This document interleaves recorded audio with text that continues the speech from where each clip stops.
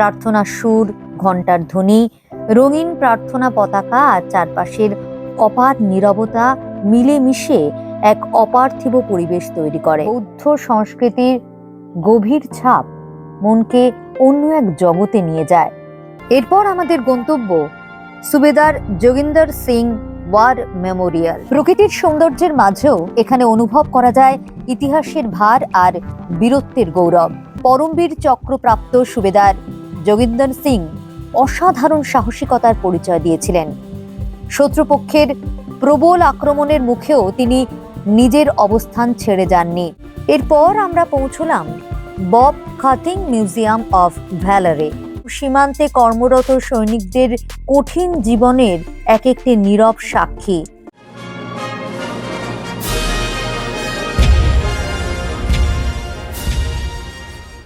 তাওয়াংয়ের সকাল শুরু হলো পাহাড়ের কোলে দাঁড়িয়ে থাকা বিখ্যাত মনাস্ট্রি দিয়ে। উঁচু পাহাড়ের ঢালে বিস্তৃত এই মনাস্ট্রি শুধু একটি ধর্মীয় কেন্দ্র নয়, বরং তাওয়াংয়ের আত্মা যেন এখানেই বাস করে। প্রার্থনার সুর, ঘণ্টার ধ্বনি, রঙিন প্রার্থনা পতাকা আর চারপাশের অপার নীরবতা মিলেমিশে এক অপার্থিব পরিবেশ তৈরি করে। এটা তাওয়াং মনাস্ট্রি। আমরা আজকে তাওয়াং সাইট সিনে বেরিয়েছি। আর প্রথমেই তাওয়াং মনাস্ট্রি। আসলে যে কোনো জায়গায় মনাস্ট্রিগুলো এত সুন্দর হয়, একই রকমের, কিন্তু এত বেশি কালারফুল হয়, এত সুন্দর শান্ত থাকে যে সত্যি ভীষণ ভালো লাগে। মনাস্ট্রির ভেতরে শান্ত প্রাঙ্গণ, প্রাচীন স্থাপত্য আর বৌদ্ধ সংস্কৃতির গভীর ছাপ মনকে অন্য এক জগতে নিয়ে যায়, যেখানে দাঁড়ালে মনে হয় সময় যেন একটু ধীর হয়ে গেছে।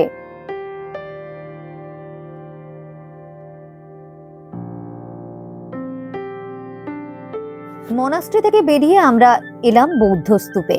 উঁচু পাহাড়ের পটভূমিতে দাঁড়িয়ে থাকা এই স্তূপ শুধু ধর্মীয় স্থাপনা নয়, শান্তি, সহাবস্থান আর আধ্যাত্মিকতার এক অনন্য প্রতীক। যেখানেই যাই না কেন পাহাড়ি অঞ্চলে তার একটা আলাদা আলাদা সৌন্দর্য বিভিন্ন জায়গার আছে। অরুণাচল প্রদেশে এসে দেখলাম যে এখানে যেমন ভ্যালি রয়েছে তেমনি পাহাড় রয়েছে। এখনও তো আপনাদের বুমলা পাস দেখানো হয়নি, তো দেখাবো, অবশ্যই তো দেখাবো। তার আগে এই যে স্তূপ আজকে সাইট সিনে রয়েছে, এটাও কিন্তু অসাধারণ। এর আগেও একটা মনাস্ট্রি, সেই ছবিও এই ভিডিওতে থাকবে। এখানে একটা স্তূপাতে এসেছি এবং আজকে আরও একটা সাইট সিন রয়েছে। সব মিলিয়ে ভীষণ সুন্দর আজকের ওয়েদার। আর অরুণাচল যারা আসবেন তারা অবশ্যই তাওয়াংটা কিন্তু খুব ভালো করে ঘুরবেন। এই সাদা গম্বুজ, সোনালী শীর্ষ আর চারপাশের সুশৃঙ্খল পরিবেশ এক ধরনের গভীর প্রশান্তি এনে দেয়। স্তূপের চারপাশে কিছুক্ষণ নীরবে দাঁড়ালে মনে হয় পাহাড়ের বাতাসেও যেন প্রার্থনার ছোঁয়া লেগে আছে। এখান থেকে তাওয়াং শহরকে অন্য এক রূপে দেখা যায়। অরুণাচল প্রদেশ ট্রিপের আজকে আমাদের পঞ্চম দিন। এই মুহূর্তে বৌদ্ধ স্তূপে এসেছি। প্রচণ্ড ভিড়, আর বিশেষ করে বাঙালিরা না ঠিক ঠিক করছে যেখানে যাচ্ছি। মানে কোনো জায়গায় সেই ক্যাচর ম্যাচর এই চলছে। মানে বৌদ্ধ স্তূপের যে শান্তি তা আমরা এসেই নষ্ট করে দিচ্ছি। যাই হোক, তবুও প্রত্যেকটা জায়গার তো একটা আলাদা সৌন্দর্য থাকে। এই জায়গাটারও ভীষণ সুন্দর একটা ভিউ রয়েছে। আর যেখানে বৌদ্ধ স্তূপটা একদম সামনেটা না প্রচণ্ড গাড়ি, মানে এক তো প্রচণ্ড গাড়ির ক্যাচর ক্যাচর শব্দ, আর তার মধ্যে মানে দাঁড়ানো যাচ্ছে না মানুষের জন্য। আর এই হচ্ছে বৌদ্ধ স্তূপ, দেখতে পাচ্ছেন, এই যে বসে রয়েছেন বুদ্ধ। খুব সুন্দর চারিদিকটা, কিন্তু তেমনি মানুষের ভিড়। সব মিলিয়ে অরুণাচল প্রদেশের এটা ছিল আজকে পঞ্চম দিনের সাইট সিন। এরপর আমাদের গন্তব্য সুবেদার যোগিন্দর সিং ওয়ার মেমোরিয়াল। পাহাড়ের বুকের এই স্মৃতি সৌধে পৌঁছেই পরিবেশটা যেন বদলে যায়।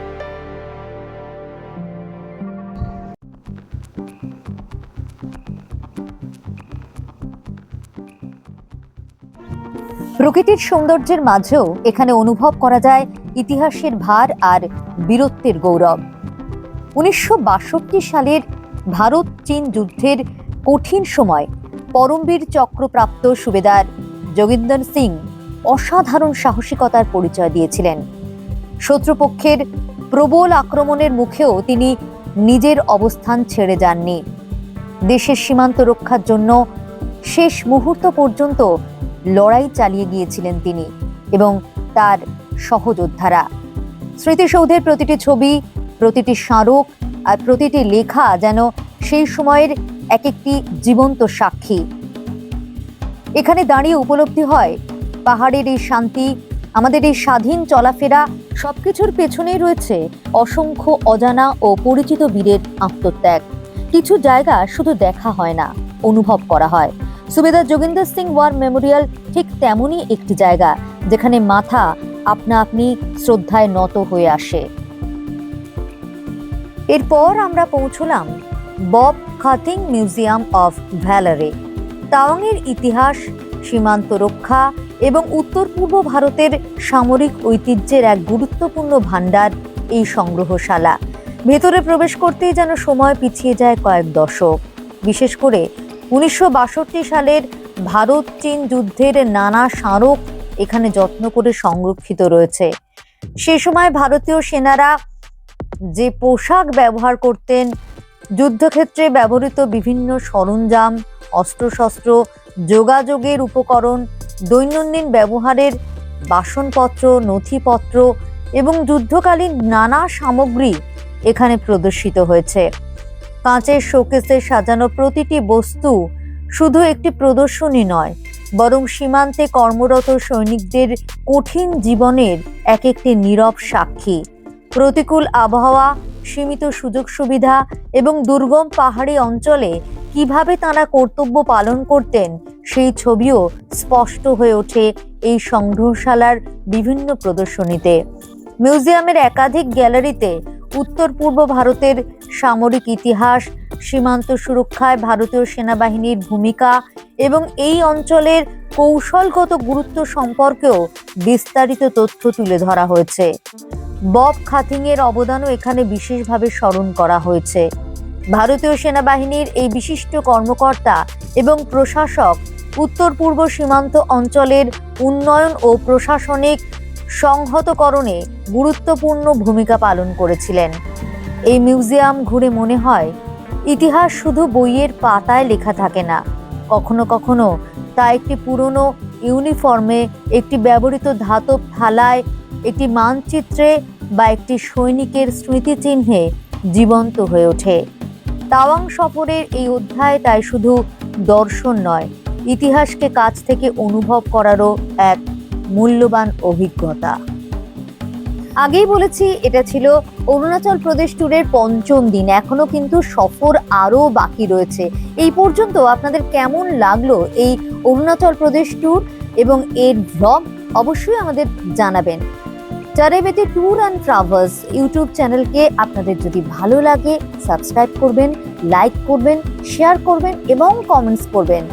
আর অবশ্যই যে কোনো রকম সহযোগিতা পেতে ট্রাভেল সংক্রান্ত ফোন করতে পারেন 9433 738365 এই নাম্বারে।